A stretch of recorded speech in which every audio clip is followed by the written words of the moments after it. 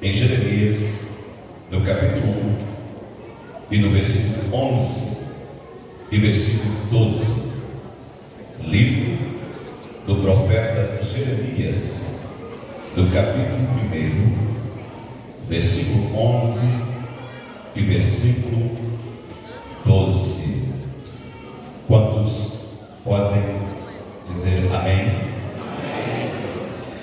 Diz assim a palavra do Senhor: veio ainda a palavra do Senhor dizendo: que vês tu, Jeremias? Respondi: vejo uma vara de amendoim. Disse-me o Senhor: viste bem, porque eu velo sobre a minha palavra para cumprir. Eu penso que nós precisávamos refletir um pouco mais sobre esse texto, e eu quero dar oportunidade a todos e a cada um, lendo após mim, por gentileza. Amém? 1, 2, 3. Veio a mim a palavra do Senhor, dizendo: que vês tu, Jeremias? Respondi: vejo uma vara de amendoim. Disse-me o Senhor: viste bem, porque eu velo sobre a minha palavra para cumprir. O nosso Deus é o Deus que governa esse universo, esse multi-universo, a constelação, a Via Láctea. O nosso Deus é o Deus que governa todas as coisas pela sua palavra. Não há nada efetivamente nesse planeta Terra que Deus não tenha domínio por causa da sua palavra. Tudo está sob o cuidado deste Deus.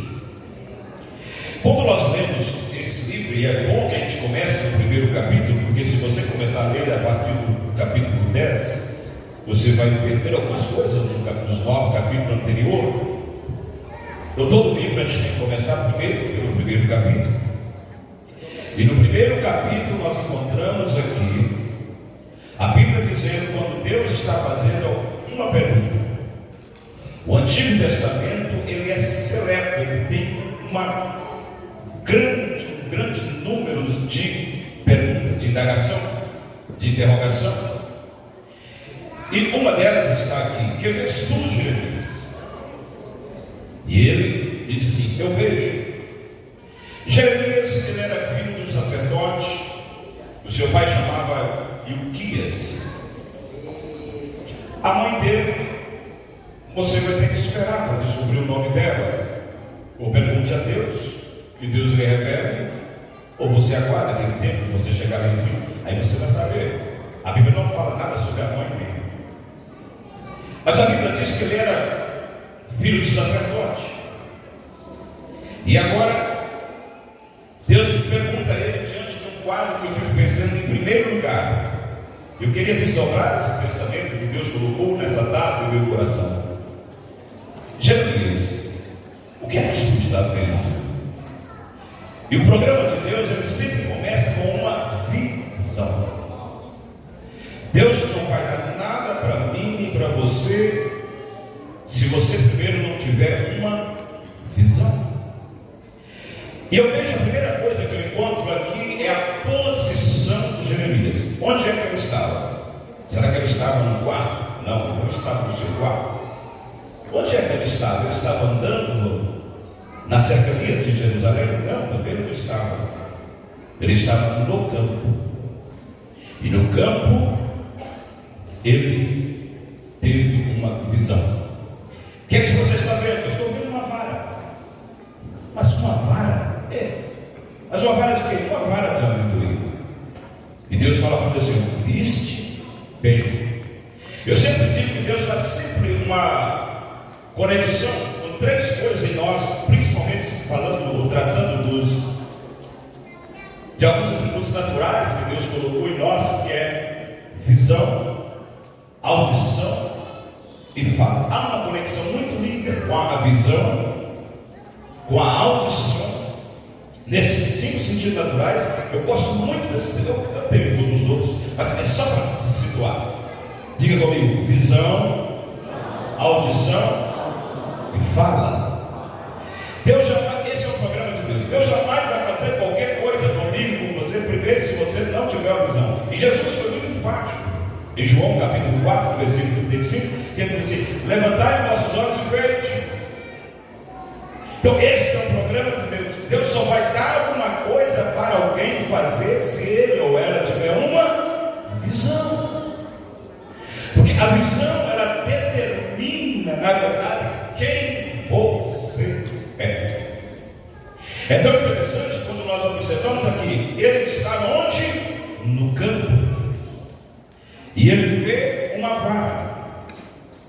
Eu sei que às vezes é um pouco assim complicado a gente fazer uma aplicação de um texto desse, porque se a gente não buscar a raiz da história, principalmente olhando um pouco mais para a botânica, olhando um pouco mais para aquele tempo também da estação daquela época, a gente não consegue às vezes fazer uma aplicação. E eu peço a Deus que nesse tempo que eu tenho para ministrar, o Espírito Santo possa fazer com que inculque na sua mente aquilo que Ele quer falar conosco nessa noite. Você pode dizer amém por isso?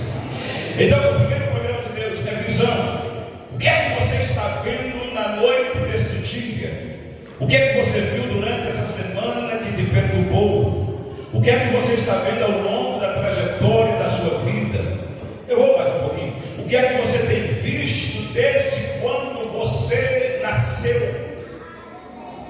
Jeremias usa uma desculpa e diz assim: eu não sei falar, eu sou uma criança. Nesse estado, agora nesse momento, que segundo a história, ele era um adolescente. E ele começa a dizer: eu não sei falar. E Deus insiste, porque quem tem uma chamada, Deus insiste com ele. E Deus diz para ele assim: ô Jeremias, eu te vi no ventre da sua mãe, Jeremias. Você diz para mim que não sabe falar, mas eu te escolhi e te dei como profeta das nações. Aleluia. Ninguém está aqui nesta noite por acaso. Não é uma casualidade de você estar na nave desse tempo e aqui na minha retaguarda. É porque todos nós temos uma chamada. Se você concorda, diga alguma coisa nessa noite. Existem pessoas que são chamadas e aí são todos nós. A primeira chamada, ela evoca, ela implica a salvação. Diga comigo: salvação. A segunda chamada é a chamada para ser útil na casa do Senhor, para fazer alguma coisa. Nem todos são chamados ao sagrado ministério. Tem pessoas que são chamadas só para interceder. Tem outras pessoas que são chamadas para... Eu gosto de ver o coral cantando, porque essas vozes afinadas não é o meu caso. Mas também as corujas fazem parte do corpo, e aí eu fico como uma coruja. Sabe uma coruja cantando? Ela não tem uma sinfonia, ela não tem uma maestria, mas faz barulho, não? Mas o importante é que Deus colocou cada um dentro do seu script. Deus colocou cada um com uma vocação. E o que é vocação, pastor Nival? É uma inclinação espiritual para desenvolver um ministério. Então a primeira chamada é a salvação, todos nós somos. A segunda chamada implica em ser útil na casa de Deus, fazer alguma coisa. A terceira chamada é aqueles que são chamados mesmo ao ministério. E quando nós falamos do profeta, nós estamos falando de alguém que escutava Deus e entregava para o povo aquilo que o povo precisava ouvir.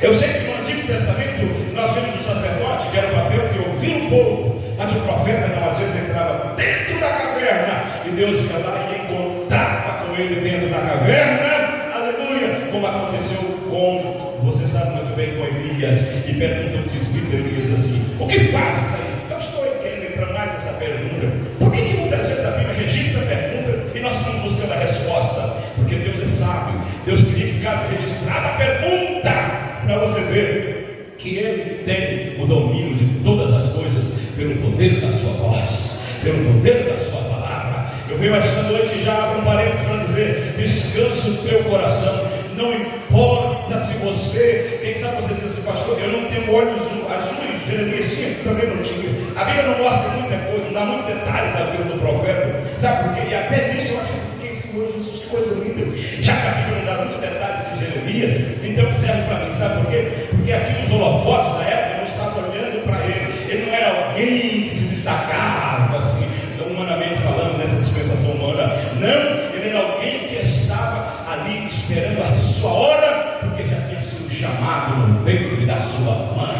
Eu quero nesta noite que você entenda, que você compreenda que você foi chamado para o propósito no ventre da sua mãe.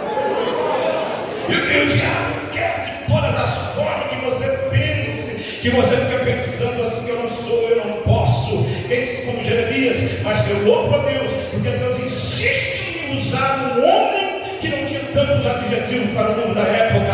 Assim pode acontecer com você. E eu quero louvar a Deus também pela mãe de Jeremias, porque hoje parece que nós somos retrógrados, porque hoje o valor das pessoas que abortam está na mídia. Hoje pode abortar. Imagine se a mãe de Jeremias tivesse abortado ele. Onde é que estava o profeta? Quem sabe algumas pessoas têm uma gravidez desejada, uma gravidez tumultuada depois, e dizem: por que eu não tirei esse menino? Você não sabe. Quem sabe é um novo Jeremias que está nascendo para ser entregue, para ser profeta para as nações. Levante a sua mão e glorifique a Deus. É por isso que a Bíblia é contra.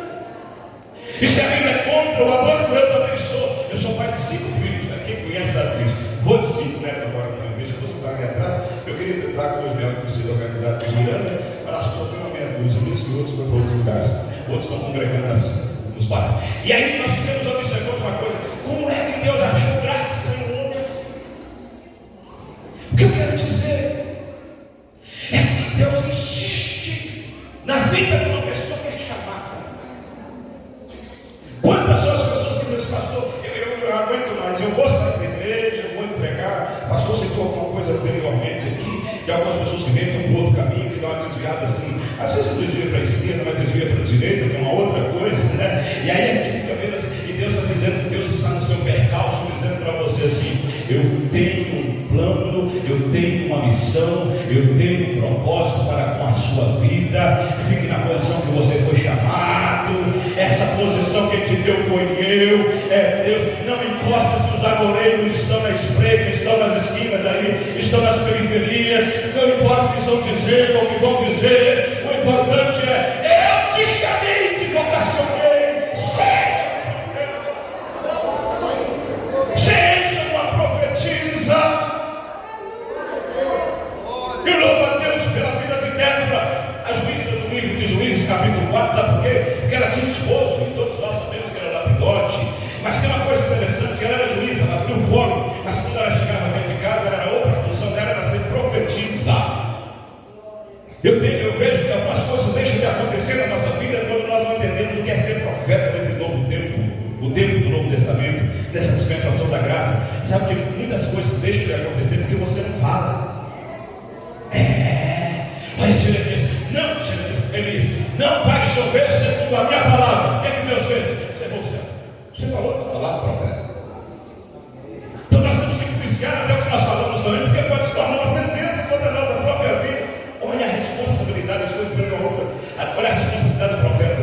Temos que policiar até o que nós falamos, mas sabendo de uma coisa: que quando eu falo sobre a égide do Espírito Santo, Deus assina e fala assim: você é abusado, Deus, viu? A sua personalidade, Deus, eu sou um camarada que manda até o rei calar a boca e ele fica quietinho. Agora tem uma coisa: eu vou cumprir, porque eu te chamei para essa missão. Levante a sua mão e glorifique a Deus. Eu quero que nesta noite você entenda uma coisa: o que é que Deus me trouxe aqui? É que algumas coisas não estão concretizando na sua vida, porque em vez de você falar e falar sobre o propósito de Deus, você está falando assim entre os dentes, não é? Sabe o que é falar entre os dentes? É murmurar no original. Sabe o que a palavra murmuração significa olho dos pombos? É como os pombos estão batendo, fazendo aqueles barulhos. É mais ou menos assim: não, Deus não nos chamou para murmurar, não. Deus chamou todos nós para profetizar. Eu quero ser profeta de Deus mais uma vez nesta noite e te entregar uma mensagem para te encorajar, para você levantar nessa situação e ficar como um profeta de Deus, dizendo o seguinte: as portas todas vão abrir. Eu não possuo a chave de todas as portas, mas eu creio naquele que tem, porque ele tem palavra para liberar na minha vida. Oh, aleluia. Profetiza sobre a sua causa nesta noite. Profetiza sobre a sua família nesta noite, dizendo: olha, Satanás pode engrenar nas ré. Diga para ele, quando nós aprendemos na escola, rua. Por quê? Porque Deus vai abrir aquela porta, porque Deus vai fazer, porque Deus tem poder, porque Ele pode, porque Ele tem, porque Ele está, porque Ele faz. Este é o nosso Deus. Levanta a sua mão e glorifica.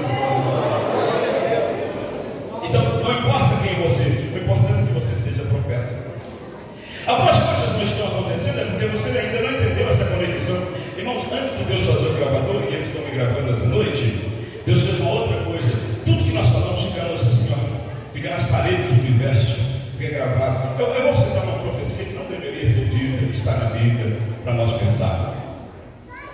Bila estava empurrada em seu perigo, quando ele está empurrado, o policial fala bobagem.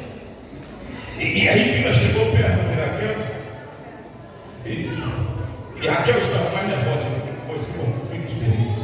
E Bila teve filho, e Raquel não tinha. Raquel era estéril. E aí ela chegou, colocou já. Dá-me filho, senão eu morro.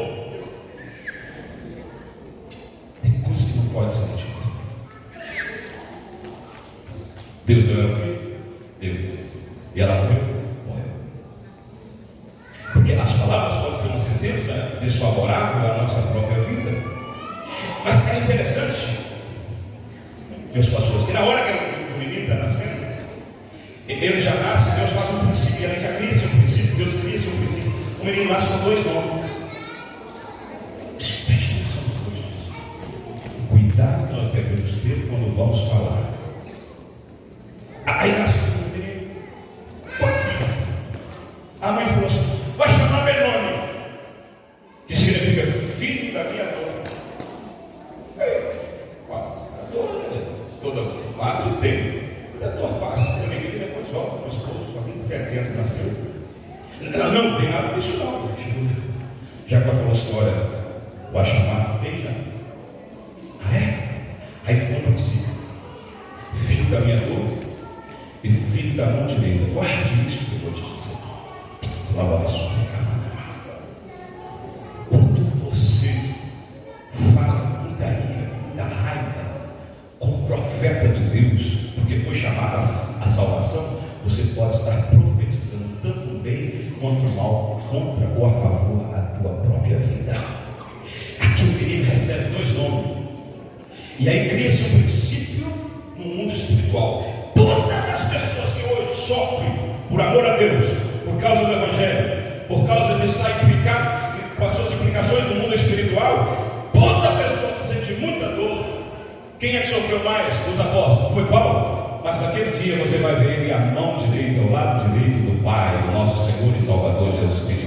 Cria-se um princípio: quanto mais se sofre, mais se exercita a paciência, mais se vem a experiência. Que tribulação judaica era isso. Mas tem uma coisa: mais esperançosa a pessoa fica. Mas tem uma outra coisa, é uma coisa interessante: quanto mais se sofre na causa do Mestre, mais também tem o seu louvor, mais também tem a sua proteção, mais também tem o seu afago. Eu quero louvar a Jesus nesta noite. Gostaria que você viesse comigo nesta mensagem, de que eu quero dizer para você: não importa qual é o seu sofrimento, o importante é que às vezes, quando eu preciso de entrar no fragor da batalha, eu tenho Jesus como o leão da tribo de Judá. Mas quando eu preciso do seu afago, ele é o Cordeiro de Deus que tira o pecado deste mundo. Levante a sua mão e glorifique o nome. Filho da minha dor, filho da mão direita. Que coisa linda, aleluia. Um menino que teve. A Bíblia está repleta de assuntos assim, não muito, mas alguns que, se a gente tiver bom olho, nós vamos encontrar. Mas uma outra coisa, então nós precisamos entender: Deus quer fazer, escute, vou falar pausadamente, coisas grandes, inéditas na sua vida. Aleluia. Quem sabe eu vim responder a sua indagação, mas você precisa falar. Vai! Diz assim: puxa, meu irmão, abre a sua boca e diga alguma coisa. Deus, eu não aceito essa situação deplorável. Eu preciso do teu favor agora. Levante a sua mão e diga comigo assim: Senhor Jesus, tem chaves que eu não possuo, mas a tua palavra, ela nos diz que tem portas que o Senhor abre e ninguém fecha, e que o Senhor fecha e ninguém abre. Portanto, me abra essa porta. Eu preciso dessa bênção, eu preciso desse milagre. Vai dizendo: eu preciso do teu favor, eu preciso da tua presença, eu preciso do teu toque, eu preciso do teu Espírito, eu preciso da tua unção, eu estou sentindo a presença dele, eu preciso do Senhor. Caminhe comigo nesta batalha, Senhor. Eu agora vou profetizar, Senhor. Eu preciso de ti. Se tem um irmão que você pode, pede licença, mas coloque a mão. Se não deixar colocar a mão no cabelo, põe a mão no ombro dele. Eu profetizo toda sorte de bênção na sua vida. A sua história vai mudar a partir de hoje. Tome uma posição de profeta, pelo amor de Deus. Não experimenta. Profetize.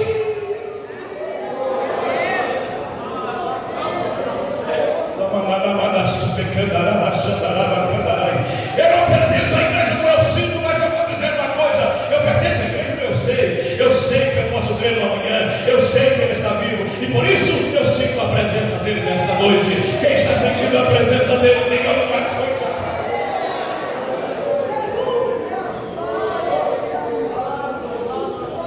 Eu quero te dizer uma coisa: a posição do profeta estava no campo. Existe pelo menos 3 tipos de campo. O primeiro é o campo para aqueles que vão profetizar. O segundo campo é o campo do repouso, e aqueles que já dormem no Senhor. E o terceiro campo é o campo da esperança. Todos nós temos que entender que enquanto estamos pelejando aqui como profetas de Deus, e hoje eu incluo toda a igreja, todos nós como profeta, nós precisamos profetizar a palavra, falar sobre a simplicidade da palavra e ter dela aquilo que dela esmere. O que eu quero dizer para os senhores e para as senhoras é o seguinte: veja bem, quando ele viu, eu quero louvar a Deus. Se você estiver vendo uma bênção muito grande, te prepara, porque vem coisas grandes ali. Jeremias diz assim: clama a mim, está lá no capítulo 33, e responder-te-ei. Clamar é diferente de orar. Quando eu estou clamando, eu estou pedindo com insistência. Quando eu estou clamando, eu estou dizendo: Deus, eu não aceito essa situação. Quando eu estou clamando, eu começo a falar até alto para os meus vizinhos ouvirem. Quando eu estou clamando, eu estou falando para Deus: Deus, eu preciso hoje já. Deus, quando o Senhor me desse e falar comigo, eu não vou levantar desse quarto de oração, eu não vou levantar daqui. Isto é clamar. E Jeremias diz assim: clama a mim e responder-te-ei e anunciar-te-ei coisa diminutas, coisas pequeninas, rasteira, chão, coisas grandes. O Deus das grandezas está no meio desta igreja.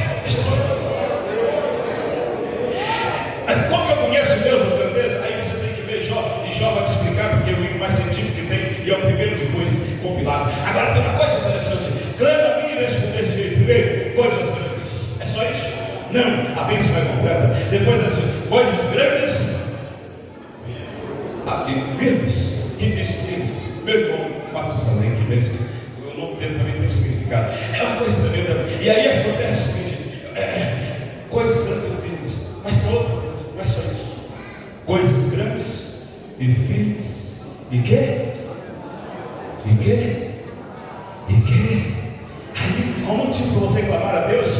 Deus quer fazer coisas grandes na sua vida, mas é firme, é eficaz. Mas não é o que você sabe, não.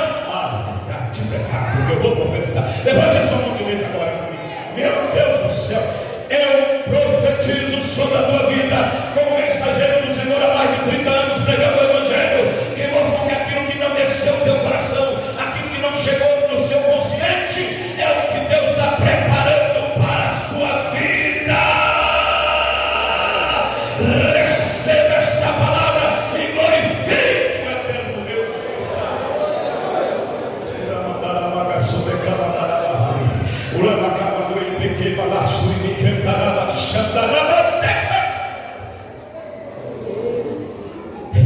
Essa vara da amendoeira aponta para Israel. Não dá tempo de entrar. Eu poderia começar no capítulo 11 de Gênesis. Nós poderíamos traçar toda a trajetória.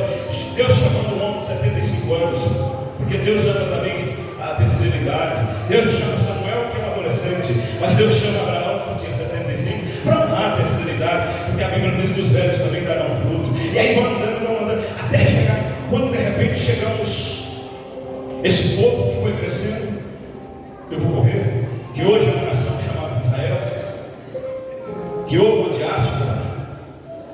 Eu gosto mais da palavra diáspora do que dispersão, e os judeus foram dispersos para o mundo. E acontece uma coisa: esse mesmo povo depois ficou 4 séculos no Egito, cativo, preso. Esse mesmo povo, hoje é dia dos pais, então tem que falar de pai. Esse mesmo povo que Esse mesmo povo que sofre, esse mesmo povo que luta, esse mesmo povo que chora, esse mesmo povo que ora, esse mesmo povo que clama, passa por tudo isso e eles veem a vara da amendoeira. Eu vou usar uma expressão, me permita, a vara pelada, sem nada. E é interessante que a amendoeira, vocês sabem, vocês são estudiosos, sabem muito bem disso, que primeiro ela dá flores para depois aparecer folhas. Não dá tempo para fazer uma ligação aqui. Eu vou repetir. Primeiro a amendoeira. Agora tem uma coisa. Jeremias tem que fazer distinção da amendoeira e da jaqueira, e da macieira, e da oliveira.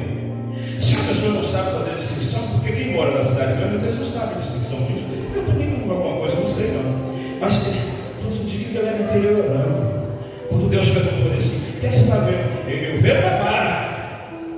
Isso aqui aponta para Israel o estado que eles estavam vivendo naquele tempo. Era um inverno. Nós temos 4 estações no nosso Brasil, que é muito boa, não é? Nós temos outono, inverno, primavera e verão. Mas lá era um inverno.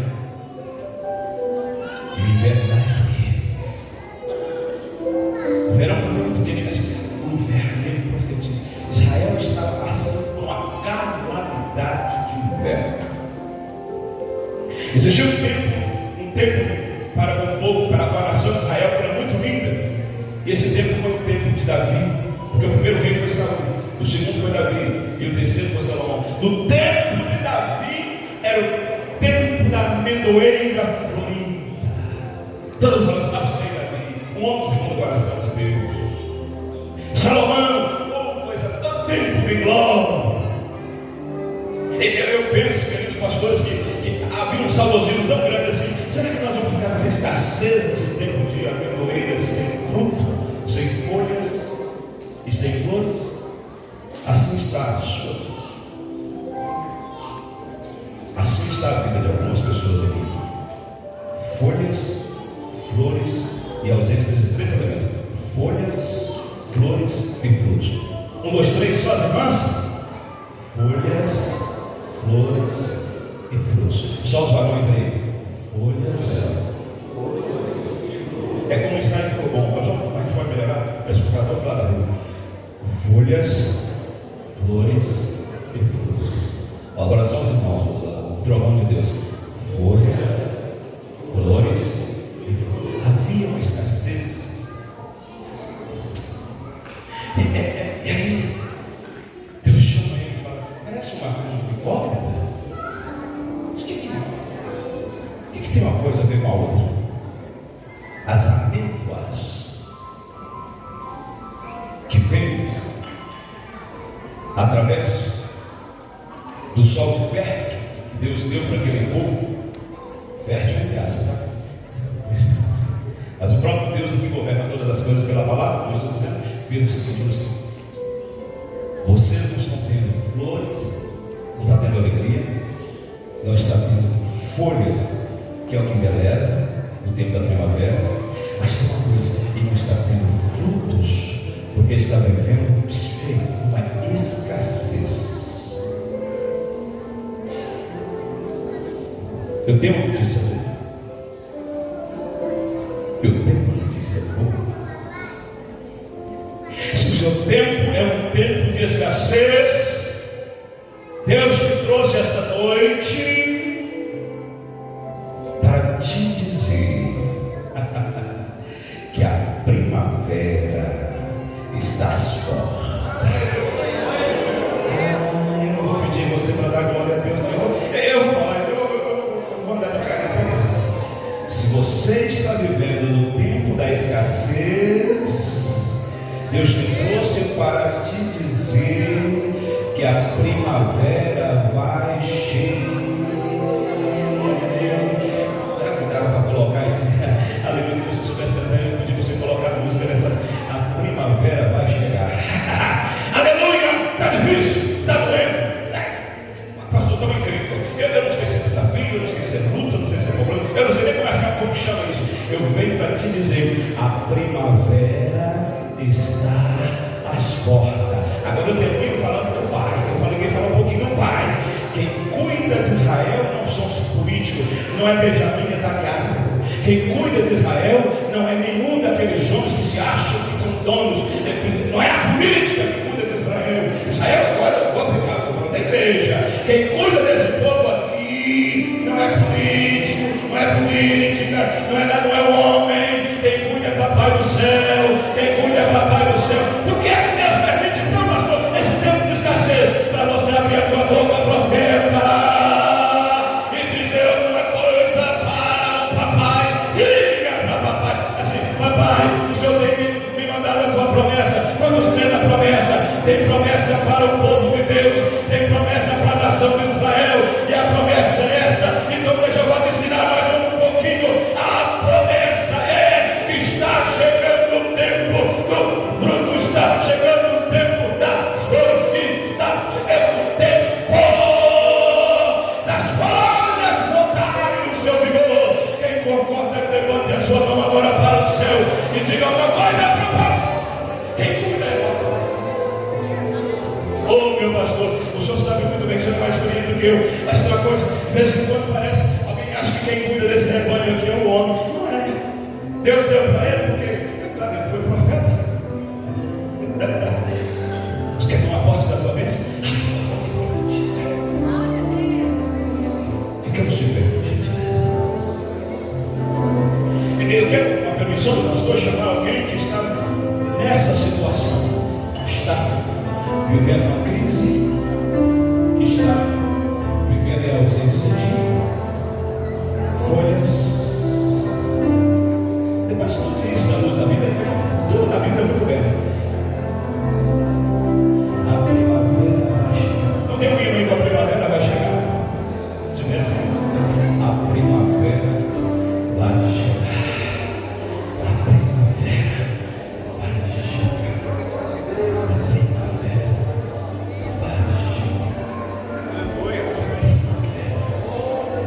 vai chegar. A primavera vai chegar.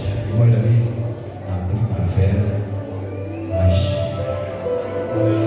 Aquela irmã está sentada ali, irmã, por gentileza, eu sei, a senhora pode me ajudar, pode? Diga para ela, no ouvido dela assim: a primavera está chegando. A senhora vai dar um abraço para ela. Isso!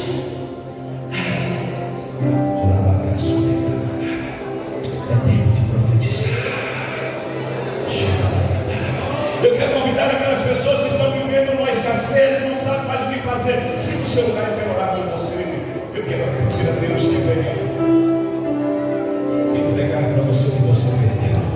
Onde está a primeira pessoa? Está vindo a primavera.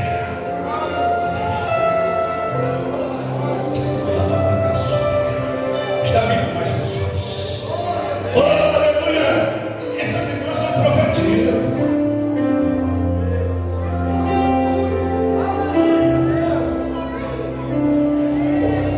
O Espírito Santo está livre. Sempre está livre aqui, mas agora fica mais. Deixa eu ver aqui. É a forma que o Espírito Santo está me conduzindo, meu irmão. Rápido, jovem, rápido. Pastor Antônio, só para me ajudar, por gentileza, por favor. Vem aqui. Você chega aqui à frente. É porque eu vi um moço, eu tenho certeza que eu penso que nunca me viu. Aquele senhor lá, o cabelo bonito, igual o meu, está aqui. Diga para ele que a crise acabou, que a primavera chegou.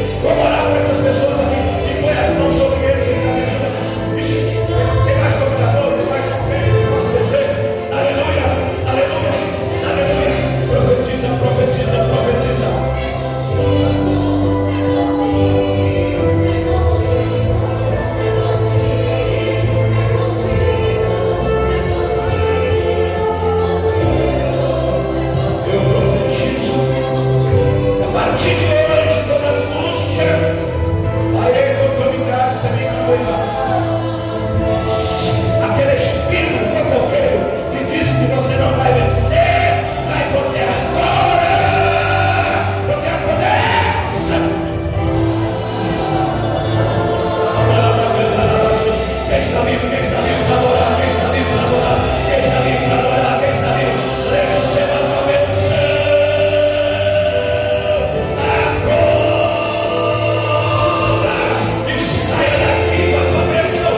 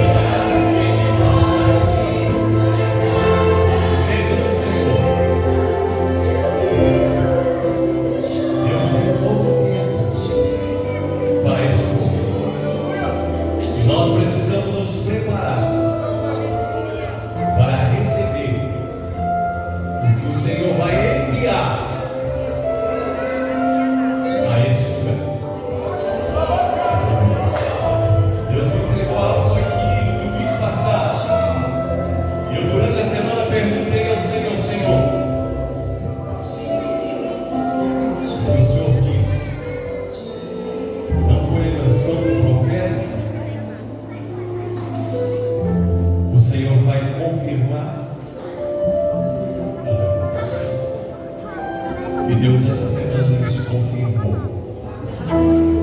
E nós vamos nos preparar